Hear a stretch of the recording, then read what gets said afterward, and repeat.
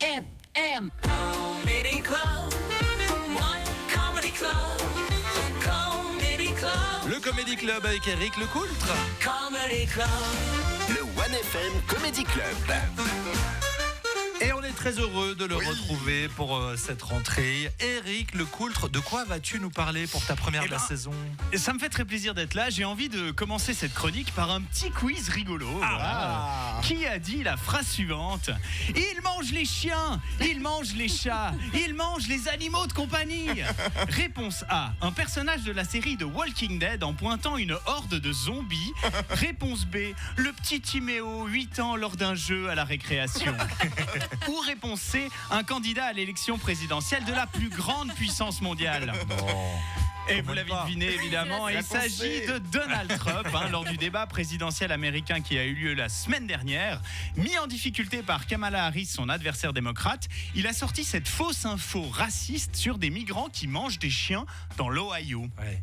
Est-ce que c'est pas vraiment la première stratégie du gamin qui n'a pas d'argument dans une discussion, tu sais, simplement dire de la merde.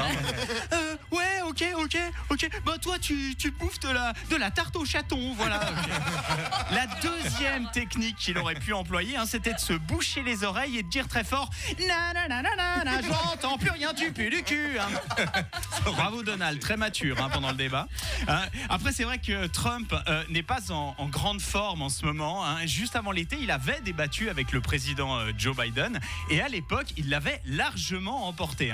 Après Joe Biden, sur l'échelle entre un humain pleinement conscient et un cadavre, il est quand même plus proche de la deuxième proposition. Président Biden, quel est votre programme en matière de politique de santé ?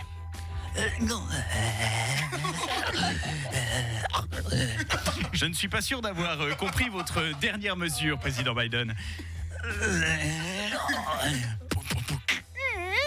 Excusez-moi de vous interrompre, pardon. Oui, en fait, c'est pas le président. C'est une momie qu'on devait exposer sur le plateau juste à côté pour la chaîne Histoire. On s'est trompé. On a confondu. Je suis vraiment gêné. Bon, je la récupère. Mais Taylor Swift a volé la vedette à tout le monde dans cette émission, dans cette élection, en apportant son soutien à Kamala Harris. Ouais. Vous imaginez en Suisse la conseillère fédérale Elisabeth Baumschneider obligée de quémander le soutien de Bastian Becker pour une votation sur les retraites. Il serait là avec sa guitare genre « Il faudra augmenter le taux de cotisation LPP ». Je suis pas sûr que ça fonctionne. Et je sais pas pourquoi, il existe toujours des gens qui souhaitent devenir président des États-Unis. Si tu obtiens le job, tu dois gérer ensuite une dette de 35 000 milliards de dollars. Wow. Cette somme me donne des angoisses. Vous savez combien de chroniques à One FM je devrais faire pour rembourser tout ça ? Combien ? Vas-y, t'as compté ? Je sais pas, au moins 1000. Au moins 1000.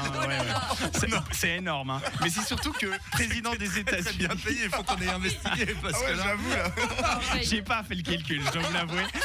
Mais c'est surtout que président des États-Unis, c'est le job le plus dangereux du monde. Et je vous parle pas des récentes tentatives d'assassinat de Trump, mais sur les 46 présidents qui ont été élus à la tête du pays, 4 ont été tués par balle durant leur mandat, sans mentionner ceux qui ont juste été blessés.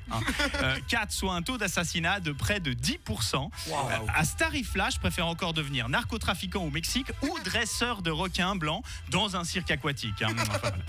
Même si l'actualité politique est carrément flippante, heureusement, il reste toujours les remixes d'internet pour faire passer la pilule. Et on va terminer là-dessus. They're eating the dogs, they're eating the cats. Eat the cat, eat the cat. They're eating the dogs, they're eating the cats. Bon, merci Eric Lecoultre. Merci. C'est la voix de Donald Trump, c'est ça ? Mais oui, c'est ça. C'est ce qu'il a dit, quoi. J'aime bien sa formule. Merci beaucoup, Eric. Voilà notre envoyé spécial américain pour les élections présidentielles. On te retrouve très prochainement dans le LFM Comedy Club. Et en attendant, vous écoutez toutes les chroniques en podcast sur toutes les plateformes. C'est dispo. Salut, Eric.